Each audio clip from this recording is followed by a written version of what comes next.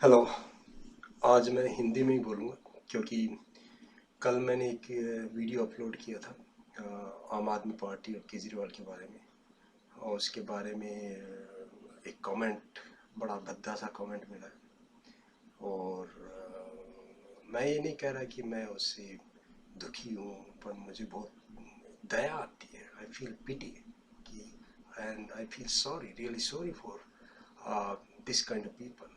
मुझे बहुत ही दया आती है ऐसे लोगों पर जो ये नहीं जानते वो किसका साथ दे रहे हैं, क्यों दे रहे हैं। कोई लॉजिक नहीं है, कोई तर्क नहीं है, बस सिर्फ गाली देना, बकवास लिखना। और ऐसे ही लोगों को एक केजरीवाल या आम आदमी पार्टी फंसाना चाहती है और ये फंस जाते हैं और इसी के बलबूते पर वो आगे बढ़ते हैं। इसीलिए मुझे बहुत दुख होता है। और ये काफ़ी बुरा हाल है जिन लोगों को अच्छी एजुकेशन नहीं मिली होती, जो अच्छे बैकग्राउंड से नहीं आते, ज़िंदगी भर फ्रस्ट्रेट रहते हैं, तंग आए हुए होते हैं। उन्हें कोई चाहिए भड़ास निकालने के लिए, तो कोई तर्क तो यूज करते नहीं, सिर्फ गाली देना, ग्लोच करना। तो यही। और केजरीवाल को ऐसे ही लोग चाहिए, क्योंकि जो समझदार मिल गए तो वो तो तर्क करेंगे, उसको क्वेश्चन करेंगे, उस पर सवाल उठाएंगे। वो जवाब दे नहीं सकता। तो इसीलिए मुझे बहुत दुख है कि ऐसे लोग हैं जो बहकाव में आ जाते हैं और ऐसे लोगों को यूज करके जिनको सही मायने में बोले तिकड़मबाज, हिंदी में एक वर्ड है तिकड़मबाज, आगे बढ़ जाते हैं।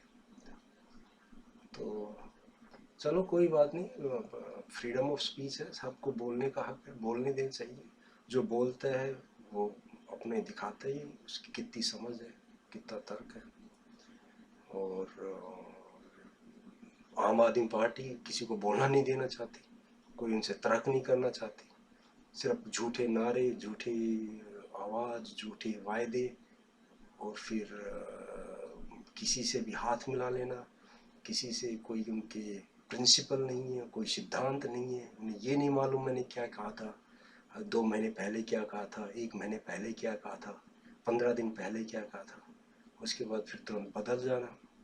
ऐसे थोड़ी राजनीति होती है। राजनीति सिद्धांत के बल पर होती है।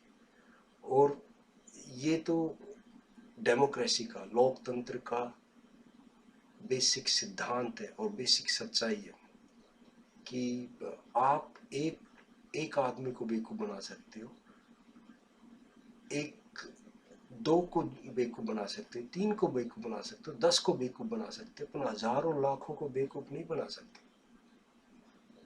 इसको बोलते हैं कलेक्टिव विजडम, कि सामूहिक समझदारी। और यही, इसी सामूहिक समझदारी का मुझे मुझे गौरव है अपने देश के लोगों पर। इसी सामूहिक समझदारी के चलते हमारे यहाँ तानाशाही नहीं चल पाई इंदिरा गांधी की, जो सतत 75 में शुरू की थी। उसी तानाशाही के बलबूते पर हमारी और भी लोग आए थे कुछ दिन के लिए, जैसे हमारे वीपी सिंह आए थे, जैसे हमारे देवगौड़ा जी आए थे। तो जो सच्चाई है वही लंबे समय तक चलती है।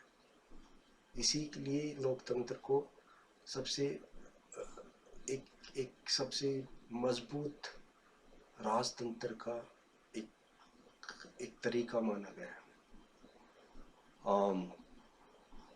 तो आज मैं थोड़ा और कुछ बताऊंगा, क्योंकि आज मैं हिंदी में बोल रहा हूँ और मैं उन मेरे भाइयों को समझाना चाहता हूँ। शायद पिछली बार मैंने जो अपलोड किया था वो इंग्लिश में था, शायद नहीं समझ पाएंगे क्योंकि अच्छी एजुकेशन तो होती नहीं है। तो उनको समझाने के लिए आम भाषा का इस्तेमाल करना होता है। तो इसीलिए मैं बता रहा हूँ कि कृपया इस चुनाव में केजरीवाल और आम आदमी पार्टी को मत वोट देना। वो बहुत अवसरवादी हैं, बहुत मौकाप्रस्त है, कोई सिद्धांत नहीं है, कोई उनका उनका उन पर विश्वास नहीं कर सकता। वो कब बदल जाएंगे, कब क्या करेंगे, कुछ नहीं मालूम चलता।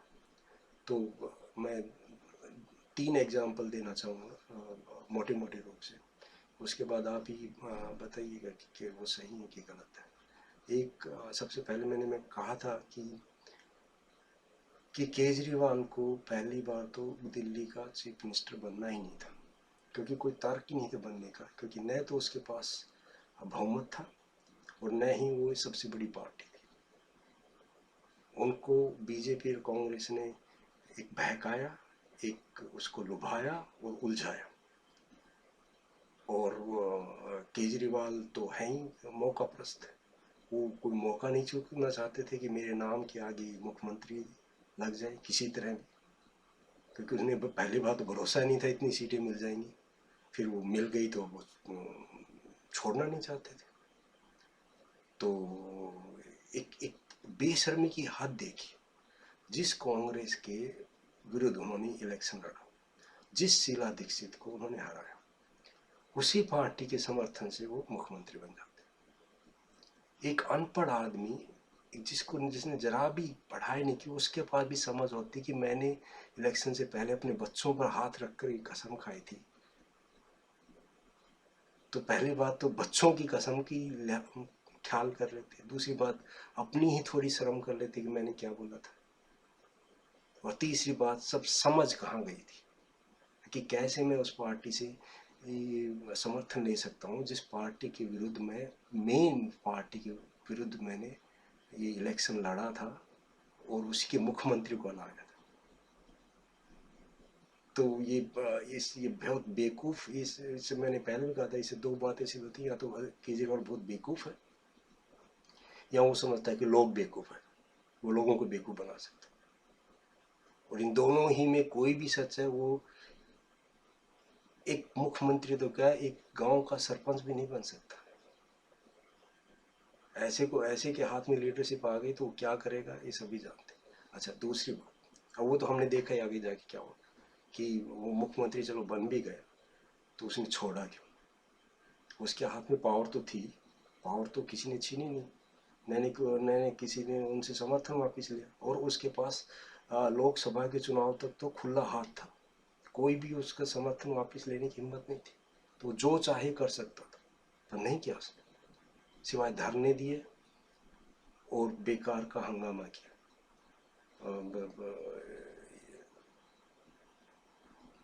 कुछ बहुत करने को बहुत कुछ कर सकता। दिल्ली में करप्शन इतना ज़्यादा है, उनको थोड़ा सा कम कर सकता था। हर जगह करप्शन फैला, हर विभाग में फैला, अच्छे अफसरों को लगा सकता था, अच्छे, तो एक लॉन्ग टर्म एक सिस्टम इस्टेब्लिश हो जाता। वो नहीं किया, नहीं किया। दूसरा, वो सुरक्षा कर सकता था, उसका लिए बस बहाना था कि मेरे पास पुलिस मेरे हाथ में नहीं, फिर भी दिल्ली के हाथ में बहुत कुछ है, एडमिनिस्ट्रेटिव पावर तो थी, उसके बल पर भी बहुत कुछ किया जा सकता, तो वो तो नहीं किया। फिर नए नए कुछ अच्छे कानून बना सकता था, सुरक्षा के लिए, एजुकेशन के लिए, स्वास्थ्य के लिए, इनमें से किसी एक को भी नहीं किया। तो गवर्नमेंट में जब आए हो, जितना काम करने को होता है, तो कैसे आप भाग सकते हो बगैर कुछ किए? क्यों भागे? इसका भी रीज़न था, क्योंकि उन्हें पहले तो भरोसा नहीं था दिल्ली में इतनी सीटें मिल गई, फिर लोकसभा के चुनाव आ गए तो उन्हें यही भरोसा, कहते हैं ना कि और कॉन्फिडेंस, बाकी मुझे तो लोकसभा में भी इतनी सीटें मिल जाएंगी, लोग ऐसे ही बेवकूफ़ बन जाएंगे तो मुझे लोकसभा में सीटें मिल जाएंगी और मैं प्रधानमंत्री बन जाऊँगा।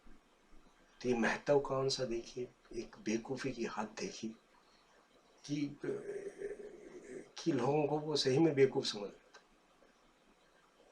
और ये तो सही में कह रहा हूँ, इस दिल्ली का और देश का सौभाग्य था कि उसे पूर्ण बहुमत नहीं मिला।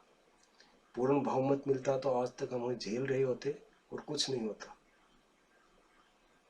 तो ये कहते ना, बकरे की माँ कब तक खैर मनाएगी, तो उसकी बस इतनी ही अकल थी, इतनी समझ थी, वो लोगों ने देख ली और उसका नतीजा हुआ। जनरल इलेक्शन हुए, दिल्ली में एक भी सीटें नहीं आई, जनता ने दिखा दिया। पूरे देश में ऑलमोस्ट जमानत जब्त हो गई उनकी, कोई कैंडिडेट नहीं जीता। केजरीवाल का वाराणसी में बुरा हाल हो, उनकी एक कुमार विश्वास बड़े उछले थे कि मैं राहुल क्या, उनका बुरा हाल हो। भैया तो बड़े बड़े लीडरों का हाल है। पंजाब में थोड़ा लोगों की थोड़ी सी कोई कोई उपाय नहीं था, और अच्छे लोग थे, इनफैक्ट जो जीत गए वो अच्छे लोग थे, तो मैं उनको अप्रिशिएट करता हूँ। तो उनके बल पर जीत, और काफ़ी आम आदमी पार्टी में काफ़ी अच्छे लोग आए थे। लोगों ने नौकरियां छोड़ी थी, लोगों ने उन्हें सही में एक बदलाव चाहते थे। तो देश में इतना इतना गुस्सा और इतना फ्रस्ट्रेशन थी कि सही में लोग बदलाव चाहते थे। तो केजरीवाल के साथ आए, उन्हें लगा कि एक होप है। पर इस बेवकूफ ने उन सबको एक मझधार में छोड़कर सिर्फ अपनी अपनी महत्वाकांक्षा, अपनी पावर ग्रैब करने के लिए, अपनी कुर्सी लेने के लिए उसने बहुत कुछ अपने जबान पलटी, काम नहीं किए, लोगों को बहका दिया। मैं गाड़ी नहीं लूँगा, बंगलो नहीं लूँगा, ये करूँगा वो करूँगा। लोगों ने सही में भ्रष्टाचार तंग आए थे, उस विश्वास कर लिया कि हाँ सही में करेंगे। और एक एक कहावत है, डूबते को तिनके का साथा। जब आदमी जब डूबने लगता है तो उसे एक तिनका भी दिखा दो तो तिनके को पकड़ने की कोशिश करता है। तो देश का वही हाल था। को एक एक एक एक एक होप दिखाई दी तो उन्होंने इनका साथ दिया, राय भी। पर ये बहुत बेवकूफ़ आदमी है और बहुत निकम्मा है और बहुत चालाक आदमी। तो मुझे बहुत दुख होता है कि, और सबसे बड़ा दुख ये होता है कि लोगों को विश्वास को ठेस पहुंचती है। और ठेस पहुंचती वो एक लॉन्ग टर्म के लिए, बहुत लंबे समय के लिए नुकसान कर देता है। फिर जल्दी से लोग विश्वास नहीं करते किसी नए आदमी। इसी इसका सबसे बड़ा दुख है। एक एक कहानी आपने भी पढ़ी होगी बाबा भारती की। बाबा भारती ये कहते हैं कि लोगों का विश्वास नहीं टूटना चाहिए, और ये विश्वास की परवाह ही नहीं करता। इसे सिर्फ पावर चाहिए, कांग्रेस से भी हाथ मिला सकता है, बीजेपी से भी मिला सकता है। कल को देख लेना, यदि कुछ हुआ तो बीजेपी से भी हाथ मिला लेगा। इसका कोई भरोसा नहीं है, ये बेपंदे के लोटे। एक वही कुमार विश्वास है, वो कभी तो हिंदू के देवी देवताओं को गाली देता है, कभी उनकी पूजा करने लगता है। तो एक बहुत मौका प्रस्त बेपंदे के लोटे हैं। इसीलिए मैं बार बार कह रहा हूँ कि इनको ऊपर भरोसा नहीं करना चाहिए, और बहुत समझदारी से काम लेना चाहिए। और ये बड़ा दुर्भाग्य है कि हमारे देश के नौजवानों को अच्छी शिक्षा नहीं मिलती, उनकी ऐसी समझ नहीं बन पाती। वो अंधविश्वास में बगैर कोई तर्क लगाए ऐसे ही वो अपने ऑब्वियसली गुस्सा और फ्रस्ट्रेशन होती है, उसके चक्कर में किसी पर भी भरोसा कर लेते हैं और गुमराह हो जाते हैं।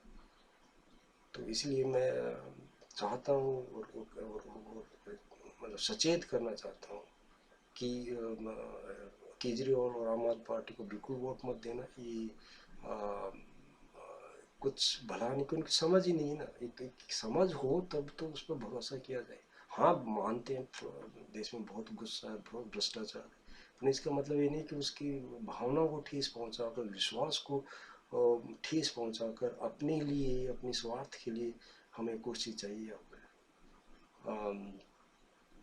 तो इसलिए मेरा फिर से यही आग्रह है कि प्लीज़ अपना समझदारी से काम लीजिए, समझदारी से दिखाइए। और अब की बात तो चुनाव आयोग ने आपके पास एक ऑप्शन भी दिया है, एक यू नो एक अल्टरनेटिव भी दिया है। यदि आपको कोई लीडर पसंद नहीं आता, बीजेपी का हो, कांग्रेस का हो, आम आदमी पार्टी का हो, तो नोटा पर बटन दबाइए, none of the above, none of the above का ऑप्शन है। आप बेकार आदमी को, चाहे वो कितनी भी अच्छी पार्टी का हो, उसको मत वोट दीजिए, मत चुनिए, और नोटा पर बटन दबाइए। और तो उससे पार्टियों को भी अकल आएगी कि अच्छे आदमी को टिकट दें, और अच्छे आदमी जहाँ भी किसी भी पार्टी में अच्छा ही काम करें। बेकार आदमी चाहे कितनी भी अच्छी पार्टी में, कभी अच्छा काम नहीं कर सकता।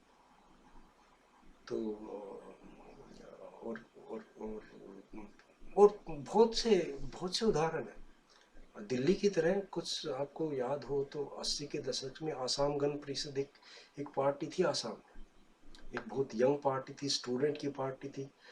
खूब सड़कों पर हंगामा किया, खूब बवाल मचाया, लोगों ने साथ भी दिया और वो पार्टी असम में आई भी, गवर्नमेंट भी बनाई। फिर क्या किया? कुछ नहीं। आसाम के की हालत कोई सुधरी है?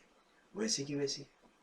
तो जब तक समझदार आदमी नहीं गवर्नमेंट में आएंगे, सिर्फ हंगामा करना, गुस्सा करना, किसी को गाली देना, इससे सिस्टम या देश नहीं सुधरता। देश सुधारने के लिए समझ चाहिए, समझदारी चाहिए, तभी आगे बढ़ेगा। और दूसरा एग्जाम्पल ममता बनर्जी का लीजिए। जितना स्ट्रगल ममता बनर्जी ने किया है, जितना मतलब परेशानियां और उलझन ममता बनर्जी ने की है, और अभी भी पर्सनल लेवल में अभी भी वो चप्पल पहनती है और अपनी वही पुरानी कार में चलती है, कभी गवर्नमेंट कार यूज भी नहीं करती। उसका एक कन्विक्शन है। तो वो भी अभी देख ली बंगाल अभी क्या बेहतर हो गया। वो तो सड़कों पर पिटी भी है, लोगों को पुलिस ने बहुत बुरी तरह उनको ट्रीट भी किया है, और बहुत हंगामा भी किया। अब जनता ने उसको भरोसा करके वोट भी दिया। पर आप देखिए क्या बंगाल अच्छा है, पहले से बेहतर। तो वही बात है ना, जब तक समझ नहीं होगी, जब तक अकल नहीं होगी, सरकार बदलने से, पार्टी बदलने से काम नहीं चले। कभी सिस्टम अच्छा नहीं हो, कभी व्यवस्था अच्छी नहीं होगी। उसके लिए अच्छे लोग चाहिए जो दिखाएं करके। तो और तीसरी जो मैं बात बताना भूल गया, आम आदमी पार्टी की एक बड़ी अच्छी नेता थी, जवान नेता थी, उभरती हुई कार्यकर्ता थी, संतोष कोहली। उसका आप सभी को मालूम होगा, उसकी उसकी एक्सीडेंट में मौत हो गई थी, और इन्होंने हंगामा ही मचाया था कि उसका मर्डर हुआ है, करेंगे। अरे आपको 50 दिन के करीब मिले थे, उस पर एक भी इन्वेस्टिगेशन बैठाया आपने? ये केजरीवाल की तो बहुत करीब की नेता थी, इसको ज़रा भी दर्द नहीं होता है कि मैं उसकी उसकी जांच करवाऊँ, मेरे को मौका मिला है। वो पेट्रोलियम मंत्री मुरली, किस किस पर, अंबानी पर, इन पर तो SIT और स्पेशल इन्वेस्टिगेशन बढ़ा सकता है। और अपनी ही पार्टी के कार्यकर्ता जो भरोसा करके इसके साथ रही, 8-9 साल साथ रही, शायद इससे भी ज़्यादा, उसके लिए क्या किया? उसको तो भूल गए पार्टी। तो ऐसे मौका प्रस्त बेपंदे के लोटे, जिनकी कोई अकल नहीं होती, कोई समझ नहीं होती, वो ऐसे भटकते रहते हैं। और इसके भटकने का, और वो कुछ नहीं कर पाएंगे इसके भटकने का। इसकी लाइफ को देखो तो उसमें भी एग्जाम्पल, ये IAS बनना चाहता, नहीं बन पाया क्योंकि अकल है ही नहीं। IRS बनकर रह गया, उसके बाद दिए एग्जाम, नहीं दिया, नहीं बन पाए, फिर वो छोड़ दी फ्रस्ट्रेशन। फिर किसी तरह पॉलिटिक्स में आ गए, अन्ना जी को किसी तरह यूज, नेम नाम तो आ गए तो लोग पहचानने लगे मीडिया के थ्रू। अब उसके चक्कर में वोट भी मिल गए। अब वो IAS नहीं बना तो चलो IAS को दबाने के लिए चीफ मिनिस्टर बन गए। तो इसकी ऐसी ही बेपंदे और बे वजूद के, और बगैर कोई समझ की इसकी विचारधारा है, और इसके आगे चलते नहीं। और वो तो जनरल इलेक्शन पता लग ही गया कि जनता इतनी बेवकूफ़ नहीं है। चलिए, मैं आज के लिए इतना ही। फिर कभी और अपने विचार आपसे शेयर करूँगा। धन्यवाद। जय हिंद।